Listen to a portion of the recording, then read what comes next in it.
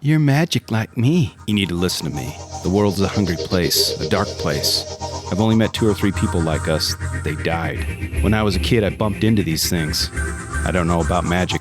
I always called it The Shining. Welcome to Should You Watch This with the Popcorn Priest, a weekly podcast where movie enthusiasts, ex-movie theater projectionists, and many others take the time to talk about a movie that we just watched and answer that very question, should or shouldn't you watch this? I'm your host, Chris Compton. Let's get into our review and breakdown of Dr. Sleep from 2019. When I was a kid, there was a place. It's dangerous for people who shine. I have to wake it up. Come and play with us forever and ever and ever. Stephen King's Dr. Sleep, rated R. Joining me today is recurring guests Cole and Taylor, longtime friends and movie enthusiasts who both worked with me when I worked as a projectionist at the movie theater years ago. Happy to have them on this week's breakdown of Dr. Sleep from 2019, a follow-up novel of the same name from Stephen King, and a sequel to The Shining from 1980. The description for this one, years following the events of The Shining from 1980, and now adult Dan Torrance must protect a young girl with similar powers from a cult known as the True Knot, spelled with K-N-O-T, the Knot, who prey on children with powers to remain immortal. Directed by Mike Flanagan, top billed stars Ewan McGregor, Rebecca. Why is that so hard? Rebecca Ferguson and Kylie Curran. Runtime is 2 hours and 32 minutes, rated R. Genre on Rotten Tomatoes says mystery and thriller, horror. Although IMDb says drama, fantasy, horror. Okay. I guess there's some fantastical elements, but it's so weird. I don't know who decides this, but they're kind of not right. IMDb gives this a 7.3 out of 10 from 145,000 reviews. Rotten Tomatoes gives it 78% from the critics, from 333 critic ratings, and 89% from the rest of us, of 5,000 plus audience reviews. On a $45 million budget, this one made a worldwide box office haul of $72 million, so not bad. If you have an HBO Max subscription, you can stream this at the time of this recording, or of course, you can rent or buy it. But before you do, let's get into the hottest, most talked about segment in podcasting currently. Should or shouldn't you watch this? Number 1, if you're a Stephen King fan. Number 2, if you've read The Shining or Dr. Sleep. Number 3, if you watched the Stanley Kubrick movie. And the reason why I say that is because if you like the movie and haven't read the book, you will like this. And also, if you've watched or read the book and haven't seen the movie The Shining, you'll like this, because Dr. Sleep, the film director, really tried to pander to both the fans of the movie and fans of the book. So that's why I say that. Number 4, if you aren't afraid of a scene that the director described as one of the hardest scenes he had to film to date, referencing a scene with a small child. Ugh. Number 5, if you felt like you needed some more FaceTime with the super gross, creepy, naked, dead lady in the bathtub, then turn on the hot water and slip right in. Some popcorn trivia for Dr. Sleep. Mike Flanagan painstakingly recreated the sets of the Overlook Hotel from blueprints acquired from Stanley Kubrick's estate. It took a lot of negotiating to get this film made. Michael Flanagan had to convince Stephen King that despite his own distaste for Stanley Kubrick's The Shining, audiences were more familiar with that version rather than The Shining from 1997, and largely preferred the film to the miniseries. Therefore, this film had to be a sequel to Stanley Kubrick's classic film, which I referenced in the Should You Watch This section. The Shining took many liberties with the Stephen King novel of the same name, one of the reasons why King himself disliked it. So audiences are generally split between fans of the book and fans of the film adaptation. According to Ewan McGregor, the biggest challenge was to make a sequel that would satisfy both these groups. King has said he liked the sequel, as have many of the Kubrick purists, so Flanagan seems to have done his job really well. Like the character he's portraying in the film, Ewan McGregor is a recovering alcoholic. This was one of the aspects that probably clinched him the role, as one of the first things he said to director Michael Flanagan was that he was interested in exploring his recovery. And he does a really good job of this. After building the blue hallway, the art department aged it down. After it was aged, the filmmakers felt it looked too aged and had to start over. In fact, Dr. Sleep production took 49 days and over 30 weeks of post-production to finish the film. And now to popcorn beefs. You know what? No beefs here with this sequel. Maybe a bit too long. It's kind of a long run time, especially with the director's cut if you watch that. But other than that, that's it. Let's get into the review. Welcome back to another episode of the Popcorn Priest. Your host, the Popcorn Priest, and his loyal subjects. His loyal court jesters. Subjects? What kind of horrific church is that? Followers. Court jesters. Followers. I mean, you could say sheep, but I would take offense to that. I apologize. I was not trying to offend. That is so long. Trying. Okay, we've just screened Dr. Sleep 2019. Just went blank. Terrible. That's really long. The description: Dr. Sleep is the continuation of Dan Torrance's story 40 years after the terrifying events of Stephen King's The Shining. Still irrevocably scarred by the trauma he endured as a child at the Overlook, Dan Torrance has fought to find some semblance of peace. But that peace... Alright. Okay, here's a better one. That's enough. Scared by the trauma he endured as a child, Dan Torrance has fought to find peace.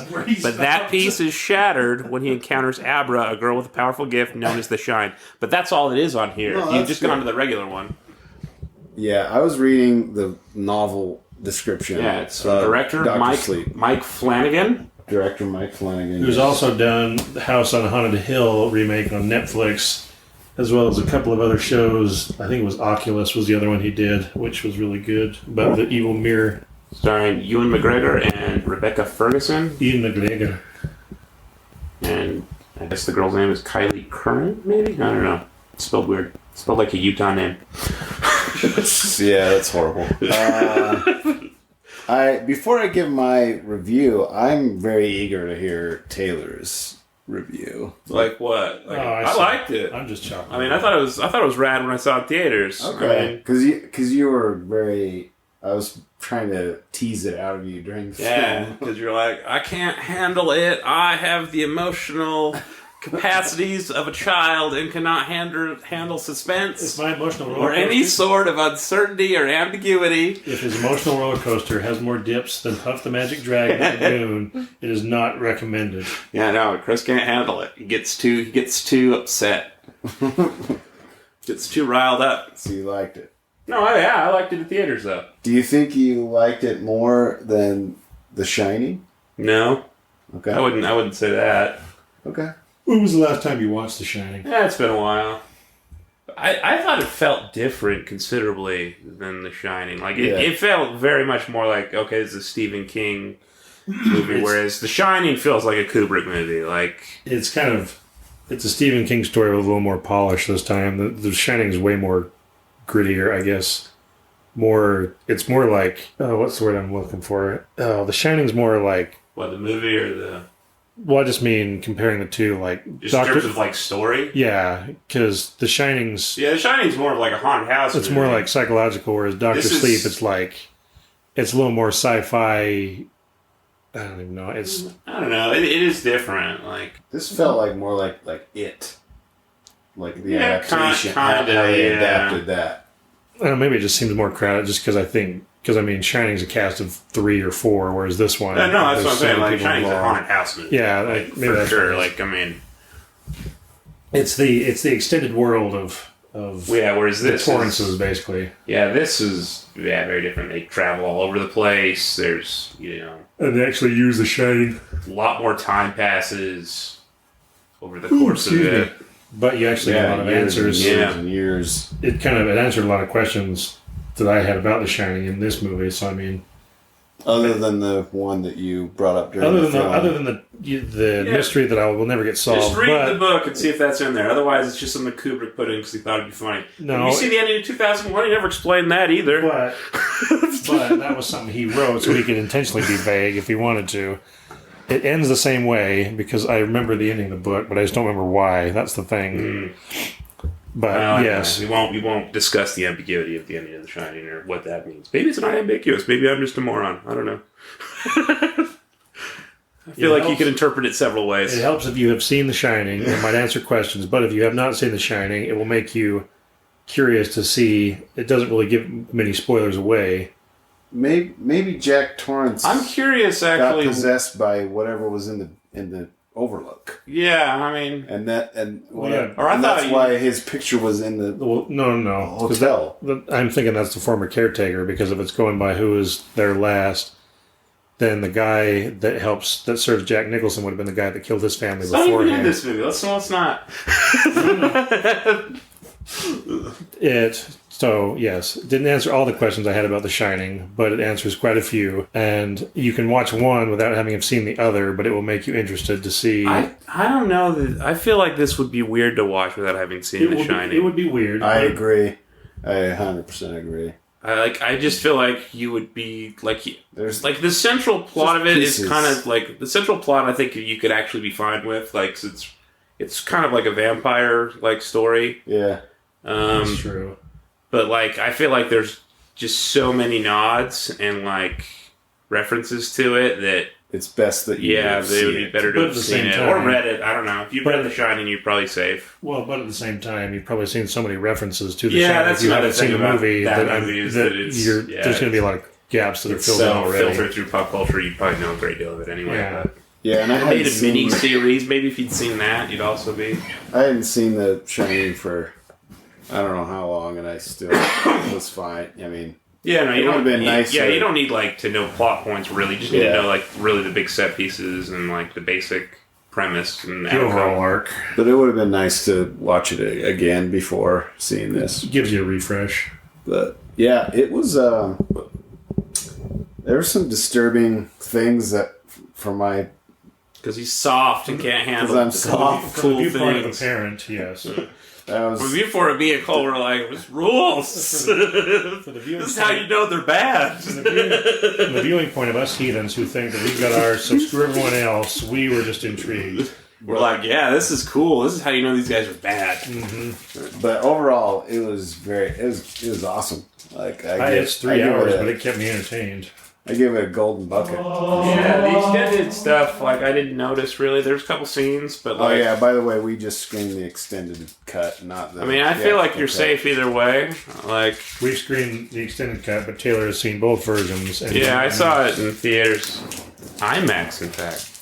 Ooh. I don't think I think I would have rather just watched the theatrical cut. Yeah, I mean, it's the same. Like, the plot isn't changed. I mean, See, that's the. it's maybe if you'd read the book, I think that it probably. It might fill in some more gaps for you. It wouldn't surprise me if like dialogue from the book is in this version, or It sounds like he really likes. yeah. And there's a cut. Yeah, he's like The he's like director. Frank Darabont. He's just like, I only know how to adapt Stephen King novels for movies. So technically, what it is he has some agreement standing to this day, where if it's your first time filmmaker, he'll sell you the rights to a book that hasn't been used yet for $1. And that's why really? people like to adapt his stories. Yeah, because he doesn't care. He just He's already got plenty of money. It doesn't matter. yeah. If you've got It's like already like with one of the wealthiest authors in the modern. if you've written so many books that you can fill your own bookstore in town, then yes, I think you're probably covered. All right, Cole. What's your overall? I mean, it pisses me off because now I have to rent the regular version if I want to and see if it's different or if it's any It's tighter. not. If it's I told no, you. no, it's any. Trust. There's like your fellow maybe reviewer. two scenes. What I mean is if it's edited any better to flow smoother. Oh, okay. That's what That's I. what I meant. That's It what I would like. probably is, although this didn't really bother me. Because that's the only thing is you can tell that some scenes, especially in the first half, they're really drawn out. Doing that with the rapper. They're really drawn out. And ASMR video. that's the thing. Is it's 20 plus minutes they added in, so it'd be interesting to see if it just flows any better, because you can tell it starts to lag during the second and the third act. I mean, I don't know. It didn't bother me here, but it certainly didn't bother me in the theaters either, so I can't really say. Everyone's entertaining to watch. It just it gets a little slow trying to figure out what's going on. I was kind of like trying to see what was different and failing at that most of the time. So there's a couple scenes that definitely I noticed went longer. There was like 2 scenes that I looked like they had just added. They weren't really necessary, but it was like, okay, actually 3 scenes now that I think about it. But would you have watched it again had you not been at this screening? Like, would you have like gone back and said, "Oh, I watched Dr. Sleep"? Probably not, but that's just because I have a lot of other stuff that I know. You know what I'm saying, though. That's adulthood for you. If this were like on like TV or something, would I leave it on? Yeah, probably. I actually think it's pretty rad. Like the whole like roving band of psychic vampires, and it kind of reminded me of a very tame, some elements of Mandy, like those weird. Yeah. Like weird because they're kind of like a weird nomads. It's kind of a cult. It's faster paced than that, but. Man, that show's good. But, I mean, this movie, they actually have superpowers, whereas Mandy, they were just nuts. Yep. Yeah. Their superpower was insanity and drugs. And many weird... And weird weapons and body modifications. I'd give it 3.5 out of 4. All right. Yeah, I'd give it that. It's an interesting movie for sure. Like, acting's really good. Acting makes up for it. Yeah, Ewan McGregor's real good in it. Yeah, he's As awesome. is the girl, the Rebecca Ferguson. Well, she's a woman. The girl was the one. Yeah, Rebecca Ferguson is great in all things. I enjoyed watching her. I mean, I don't know why we only discovered her in that Mission Impossible movie a couple years ago, but what a shame we've been missing out on for the last 20 years. It's because you didn't watch The Greatest Show on Earth. Yeah, that came out after. Same time. Came out later. That's a great movie. No, it isn't. Yeah, I didn't see it. It looked terrible. It's. You didn't watch Zendaya's next No, I didn't watch it. It's good. But stupid. I haven't seen it either. I could care less. It's good. No, it's not. I think he only likes it because of Rebecca Ferguson. Yeah. No. I like it because I like the songs and it's a good movie. Because it teaches us about animals, that there are friends. Yeah, it teaches us about exploiting freaks for money. That's the American dream. Yeah. That's what P.T. Barnum, you know, doing in Cleveland. World-class guy, not a creepy, you know. Not an elephant molester. Yeah, no, he didn't exploit people for money. Never. Oh, I think that's a great note to end on. Yeah, I like this movie. I thought it was cool. If you've seen The Shining, I'd say check it out for sure.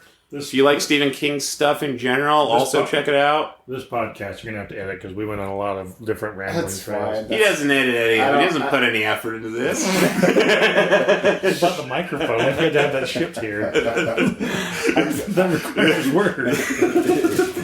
You'll see.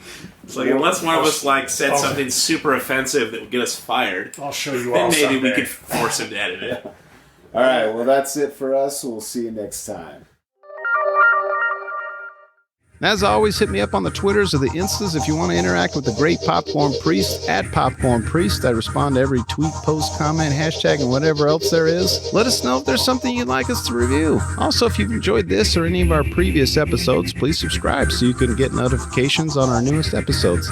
Much appreciated.